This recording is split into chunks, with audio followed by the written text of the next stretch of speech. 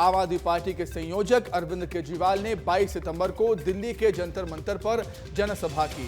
उन्होंने 2011 में हुए अन्ना आंदोलन और पहली बार चुनाव जीतने की घटना का जिक्र भी किया। कहा, हम पहली बार में ही ईमानदारी के दम पर सत्ता में आए हैं। इस्तीफे पर केजरीवाल ने कहा कि सत्ता और कुर्सी का लालची नहीं हूं, बीजेपी ने भ्रष्टाचारी और चोर कहा तो दुख हुआ। इन्हीं सभी बातों के साथ साथ केजरीवाल ने बीजेपी पर कई गंभीर आरोप भी लगाए। आरएसएस वाले कहते हैं हम राष्ट्रवादी हैं, आरएसएस वाले कहते हैं हम देशभक्त हैं।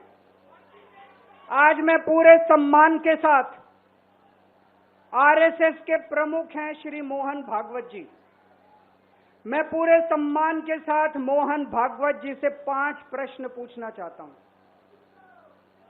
और आपका समर्थन चाहता हूं। अगर मैं कोई गलत प्रश्न पूछूं तो बता देना और सही प्रश्न पूछूं तो मैं आपसे हाथ खड़ा करवा के पूछूंगा। इस्तीफा दिया, मैंने अपनी जिंदगी में केवल इज्जत कमाई है, मैंने अपनी जिंदगी में केवल ईमानदारी कमाई है। मेरे बैंक में कोई पैसा नहीं है, मेरी पार्टी के बैंक में कोई पैसा नहीं है, मैंने केवल इज्जत कमाई है। आज 10 साल के बाद जब मैंने इस्तीफा दिया है, थोड़े दिन में मैं सीएम का बंगला छोड़ दूंगा। आज दिल्ली के अंदर मेरे पास घर भी नहीं है रहने के लिए। मैंने कुछ नहीं कमाया 10 साल के अंदर, केवल आपका आशीर्वाद कमाया, आपका प्यार कमाया है 10 साल के अंदर। तो केजरीवाल ने कहा कि मैंने कुछ नहीं कमाया, बस आपका आशीर्वाद कमाया है, आपका प्यार कमाया है। वहीं आतिशी सरकार में मंत्री गोपाल राय ने भी बीजेपी पर निशाना साधा और कहा कि बीजेपी ने जानबूझकर अरविंद केजरीवाल को फंसाने की कोशिश की। सुनिए क्या कुछ कहा उन्होंने। पहले जेल और फिर बेल और उसके बाद इस्तीफा। केजरीवाल सरकार ने तो इस्तीफा दे दिया और फिर से आतिशी की नई सरकार भी बन गई। आम आदमी पार्टी अब जनता के बीच जा रही है। केजरीवाल जी खुद ही जनता के बीच जा रहे हैं, जनता की अदालत लगा रहे हैं। इस वक्त हमारे साथ आम आदमी पार्टी सरकार में मंत्री गोपाल राय जी हैं। गोपाल जी, ये बताइए कि इस्तीफे के बाद केजरीवाल जी जनता के बीच जा रहे हैं, क्या मायने हैं?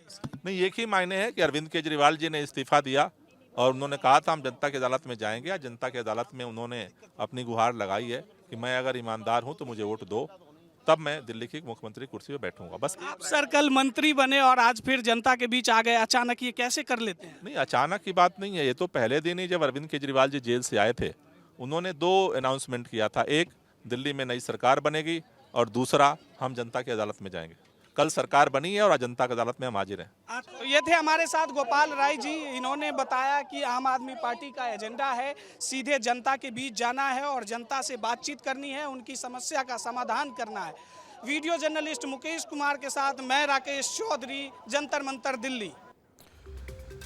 तो जंतर मंतर पर आम आदमी पार्टी ने जनसभा की। आपने देखा कि किस तरीके से अरविंद केजरीवाल ने सरकार पर, मतलब केंद्र सरकार पर आरोप लगाए हैं। कहा है जो मुझे चोर कहा गया, भ्रष्टाचारी कहा गया, उससे दुख हुआ। और ये भी कहा कि मैंने कुछ नहीं कमाया, मेरे बैंक में कोई बैलेंस नहीं है, मैंने जनता का आशीर्वाद और प्यार कमाया। और आम आदमी पार्टी के इस प्रदर्शन के खिलाफ बीजेपी ने भी कनॉट प्लेस पर धरना प्रदर्शन किया था।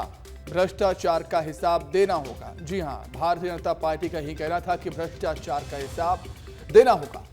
तो किस तरह सियासत हो रही है दिल्ली में किस तरह की सियासत हो रही है आम आदमी पार्टी को लेकर और भारतीय जनता पार्टी को लेकर, उसे समझ लेते हैं।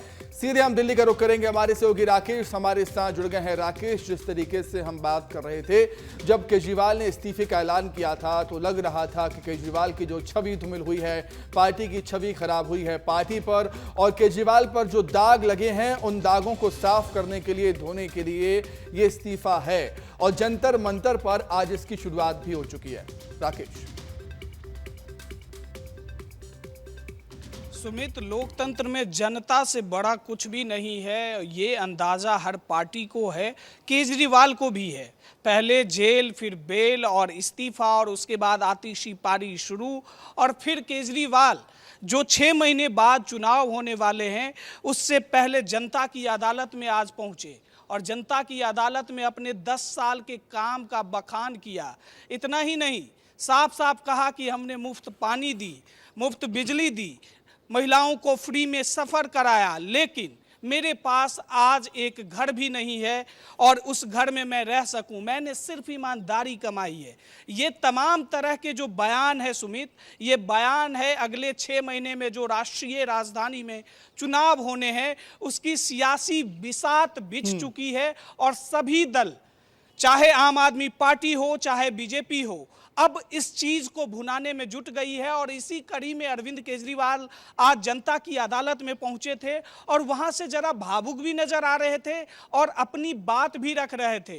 कुछ दिनों में उनको अपना बंगला तो क्या खाली माना करना जाए होगा, राकेश ये की, तो तय क्या है माना क्योंकि जाए आज से ही आतिशी केजरीवाल ने, अपनी आम आदमी पार्टी ने आने वाले आगामी चुनाव के लिए सियासी आधार मतलब धरातल पर उतरना शुरू कर दिया है। एक सियासी आधार बेस बनाने की कोशिश है आम आदमी पार्टी की।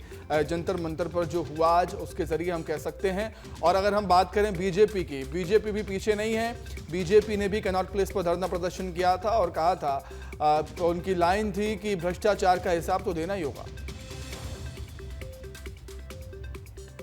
जी सुमित, आपने बिल्कुल सही कहा कि सियासी विसात तो बीत चुकी है। अब आम आदमी पार्टी को यह समझ में आ गई है कि जितने भी आरोप लगे हैं इसका निपटारा सिर्फ और सिर्फ जनता के बीच ही हो सकता है, क्योंकि जनता की आवाज को ही बुलंद करते हुए आम आदमी पार्टी दिल्ली की सत्ता में काबिज हुई थी। अब भ्रष्टाचार के आरोप लगे हैं, पार्टी के शीर्ष नेता पर आरोप लगे हैं, तो इसका निपटारा सिर्फ और सिर्फ जनता के बीच ही हो सकता है। केजरीवाल ने इसे एजेंडा बनाया है और पार्टी की ओर से कहा गया है कि हम जगह जगह जनता के बीच जाएंगे, अपनी बात रखेंगे। दूसरी ओर बीजेपी ने भी आज हल्ला बोल कार्यक्रम आयोजित किया था, जहां जंतर मंतर है उससे कुछ दूरी पर कनॉट प्लेस भी है और कनॉट प्लेस में हल्ला बोल कार्यक्रम आयोजित किया गया। और इसमें सुमित खास तौर पर बीजेपी ने एक प्रदर्शनी आयोजित की। इस प्रदर्शनी में केजरीवाल के कथित शीश महल के बारे में विस्तार से बताया गया था, बाकायदा मेन्यू चार्ट लगा हुआ तो था। निश्चित तौर पर कि इस आगामी पर्दे की चुनाव को कीमत लेकर ये दोनों है, ही पार्टियों ने बेडरूम सियासी उन्होंने बिसात कितने में बिछाना शुरू कर दिया है। खास तौर से आम आदमी पार्टी इसमें थोड़ी सी आगे नजर आती है। बहुत शुक्रिया राकेश, जुड़ने के लिए, तमाम जानकारी बातचीत के लिए बहुत धन्यवाद आपका।